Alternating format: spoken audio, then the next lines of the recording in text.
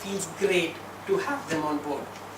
May I invite in front of you all Vaibhav, who's like speaker number 2, who's right now pursuing his MBA. So let's not keep our hands down and let's put it together.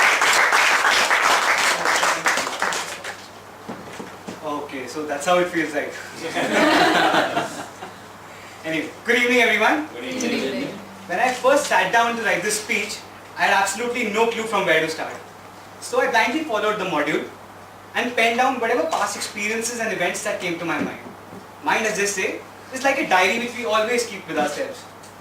Well, when I flipped through my diary, I realized that it's a bit too eventful to be summarized in 5 to 6 minutes. So I took some expert advice and asked myself, how much of it would be enough just to convey who I really am without getting me thrown out of the forum? Famous author and pastor Richard Warren once said, we are products of our past. So allow me to start this journey of Weber 101 right from its inception. I was born in an atypical Punjabi family. Re-emphasizing on atypical, two of the core Punjabi values, chicken and alcohol, both were forbidden in the house. 26 years later, things haven't changed much, except the fact that their only heir is a non-vegetarian foodie, but no, not an alcoholic. Before you all form a mental image of me as a spoiled kid, let me quickly state that my father was extremely proactive in making sure that I don't fall out of line. And friends, I didn't. I learned to grow just the way everyone wanted, fulfilling expectations of everyone around me. Only to realize that maybe falling out of line is what needs to be done. After hearing stories of the Flipkarts and the success monks of the world, I further get drawn towards the prospects of the road less trodden. Nevertheless, I should always feel blessed for being brought up in a joint family. Simple things like taking my grandparents for a walk, buying groceries with mum, even helping my cousin to meet her boyfriend. All these things made me understand people with varied expectations and aspirations. This state of mind has also helped me to seek best in people.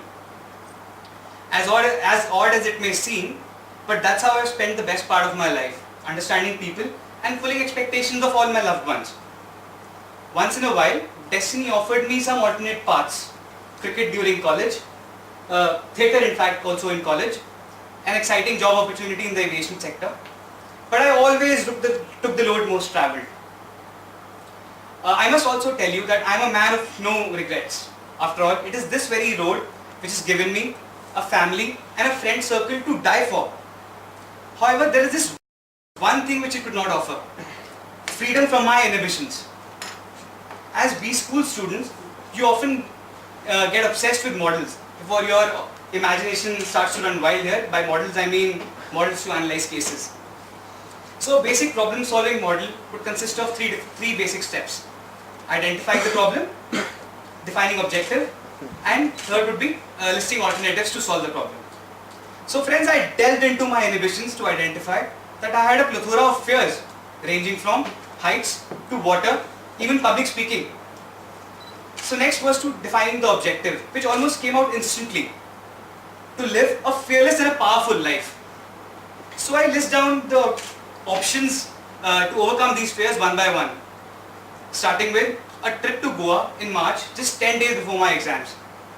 And water sports there were fun, but it was only after floating on waves for hours that I actually got comfortable with water.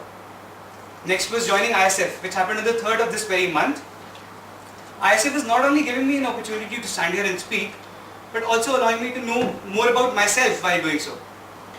To not let the momentum go down, last week I went for my first ever trek to Kareri Lake near Dharamshala.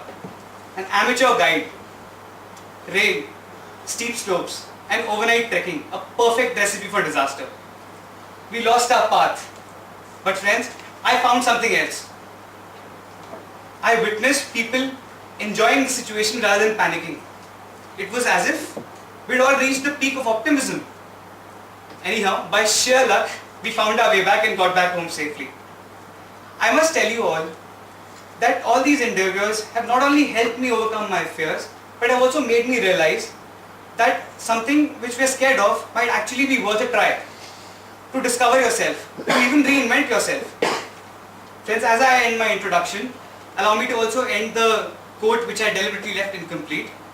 We are a product of our past, but we do not have to be prisoners of it. Thank you.